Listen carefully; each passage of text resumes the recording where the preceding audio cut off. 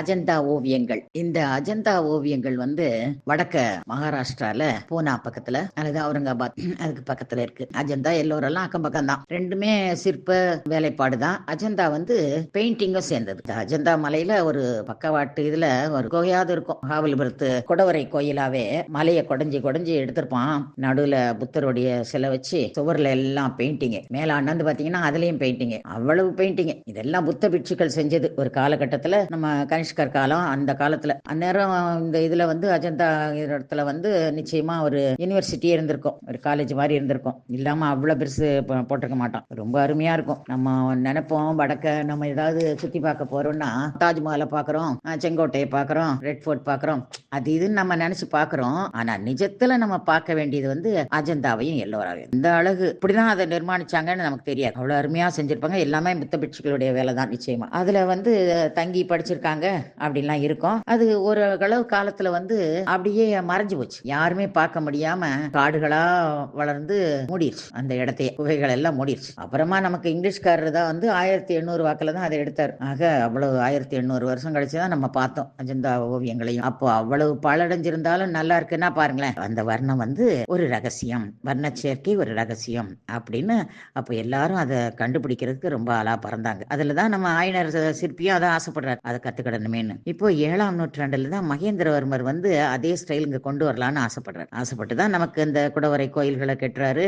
இனி பெயிண்டிங்க்கு வரணுமேனு பார்த்துட்டு இருக்காரு. சரி, இனி கதைக்கு வருவோம். பொழுது இருட்டி போச்சு. பரஞ்சோதி குதிரையில போய்கிட்டே இருக்கிறாரு. அப்பதான் இந்த வஜ்ரபாகுவை பாக்குறாரு. கூட சேர்ந்துக்கிறாங்க. ரெண்டு பேரும் சேர்ந்துக்கிட்டு வரும்போதே பேசிக்கிட்டே வராங்க. பரஞ்சோதி கேட்கிறாரு, பெரிய வீரரா இருக்கீங்க, ஆனா பிசாசுன்னு சொல்லி அப்படி பயப்படுறீங்களே அப்படின்னு கேட்கிறாரு. உடனே வஜ்ரபாகு சொல்றாரு, நான் பயப்பட மாட்டேன். சாதாரணமா தனியா போனா பிசாசு வந்து நம்மள ஏதாவது வழி பண்ணிரும். ஆனா 2 பேர் ஆயிட்டும் பாரு, இனி எத்தனை பிசாசு இருந்தாலும் நம்மள ஒண்ணுமே பண்ண முடியாது அப்படின்னு சொல்லி சிரிக்கிறார். அப்புறம் அவரே சொல்றார், இந்த ஏரியாவுல வந்து ஒரு 200 வருஷத்துக்கு முன்னால பெரிய சண்டை நடந்தது. அந்த சண்டை நடந்ததுல ஒரே ரத்த ஆறுதான். அதனாலதான் நான் பிசாசுன்னு ரொம்ப பயந்தேன் அப்படிங்கிறாரு. அப்படியா, அது என்ன சண்டை அப்படின்னு பரஞ்சோதி கேட்கிறார். கேட்ட உடனே மயூர சன்மன்னு ஒரு வீரன் இங்க வந்து தன்னிச்சையா ஒரு ராஜ்யத்தை ஆரம்பிச்சிட்டு நடத்திட்டு இருந்தாரு. அப்போ வந்து அவர் பல்லவா கிங்கோட வந்து சண்டைக்கு வந்துட்டார். அப்போ பல்லவா வந்து ரொம்ப ஸ்ட்ரென்த்தா இருக்கும்போது அவர் சண்டைக்கு வந்ததுனால அவரால் ஜெயிக்க முடியல. ஆனா ரொம்ப போராடினார். உடம்பெல்லாம் காயத்தோட பல்லவ வீரர்கள் வந்து அவரை பிடிச்சிட்டு வந்து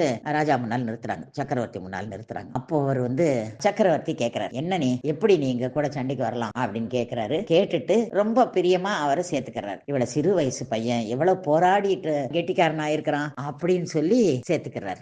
இந்த மாதிரி வஜ்ரபாகு வந்து கதைகளை சொல்லிக்கிட்டே வராரு. என்னெல்லாம் நடந்தது, எப்படி நடந்தது, அதுக்கப்புறம் அவர் எவ்வளவு ஃப்ரெண்டா இருந்தாரு, பல்லவ ராஜ்யத்துக்கு எல்லையா இருக்கிறாரு, இதெல்லாம் சொல்லிக்கிட்டு வராரு. இப்போ அதையும் சொல்லிட்டு சொல்றாரு. இப்போ வந்து சாளுக்கியா நம்ம புலிகேசி வந்து போர் தொடுத்து வந்துட்டு இருக்காரு. வார வழியில அவரோட வைஜெயந்தி பட்டணத்தை கொளுத்தி விட்டுட்டு வர்றாராம். எப்படி இருக்கு பார், அவ்வளவு வயிற்றுச்சலா இருக்கு அப்படின்னு சொல்லி வஜ்ரபாகு சொல்றாரு. ஐயோ, அப்ப பல்லவ கிங்க்கு நம்ம யாரும் சக்கரவர்த்திக்கு யாருமே சொல்லலையா இவ்வளவு முன்னேறி வர்றாங்கன்னு?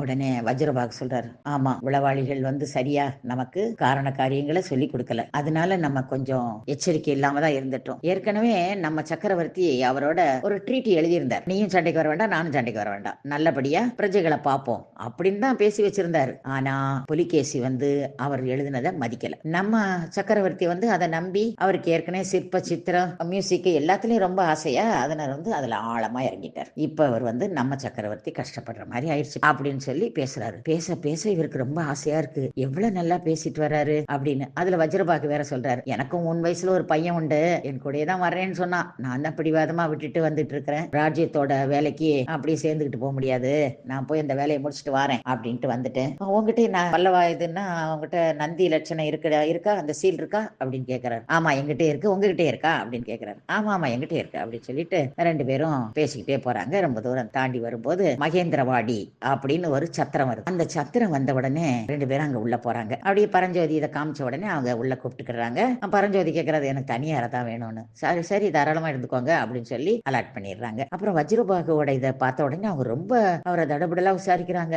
எல்லா 2 பேருக்கும் நல்ல சாப்பாடெல்லாம் ஆக்கி போடுறாங்க. நல்லா சாப்பிட்டு 2 பேரும் அவர் இடத்துல போய் படுத்துறாங்க. இப்போ படுத்து தூங்கின உடனே ரொம்ப களைப்புல வந்து பரஞ்சோதி அப்படியே படுத்து தூங்கிட்டாரு. தூங்கின உடனே அவர் கனவா வருது. போர் நடக்கிறதும் அடிச்சு பிடிச்சு ஒவ்வொருத்தர் வெட்டிட்டு சாக்கிறதுமா பார்த்து அப்படியே கீச்சுன்னு கொஞ்சம் சத்தம் கொடுக்க ஆரம்பிச்சிடுறாரு. இப்ப திடீர்னு வேற ஏதோ சத்தம் கேட்டு பரஞ்சோதி அப்படி முழிச்சு பாக்குறாரு. பக்கத்துல இவர் நிக்கிறார், வஜ்ரபாகுவும் நிக்கிறாரு, அந்த சத்திரத்து ஆட்களும் நிக்கிறாங்க. என்ன அப்படின்னு கேக்குறாரு பரஞ்சோதி. என்னவா ஒரே சத்தம் உன் ரூம்ல இருந்து, என்ன ஒரே கனவு வந்துருச்சா? சரி சரி, இந்த ஒரு சின்ன விளக்கு இங்க ஓரமா வச்சுட்டு போறேன், அதுக்கப்புறம் நீ நிம்மதியா தூங்கு, உங்க அம்மா எங்க இருக்கிறானா சொல்லி வச்சிரு எங்களுக்கு, உனக்கு எதுனா நாங்க சொல்லணும்ல அந்த மகராசிக்கு அப்படின்னு வஜ்ரபாகு சொல்லிட்டு ஒரு சின்ன விளக்க பக்கத்துல வச்சுட்டு போறாரு. இவர் என்ன செய்யறாரு, அவங்க போன உடனே இடுப்புல இருக்கிற ஓலையை எடுத்து பாக்குறாரு. அவர் கொண்டு போற ஓலையை அப்படியே எடுத்து இந்த விளக்கு வெளிச்சத்துல முயற்சி பண்ணி படிக்க பாக்குறாரு. அது தமிழே இல்ல, வேற லாங்குவேஜா இருக்கு. உடனே வருத்தப்படுறாரு. ஐயோ, நம்ம 2 3 லாங்குவேஜாவது படிக்கணும்னு தான் வந்தோம், ஒண்ணுமே படிக்காம இப்படி வந்துட்டோம், இப்படி முக்கியமான நேரத்துல கால வாரி விடுதே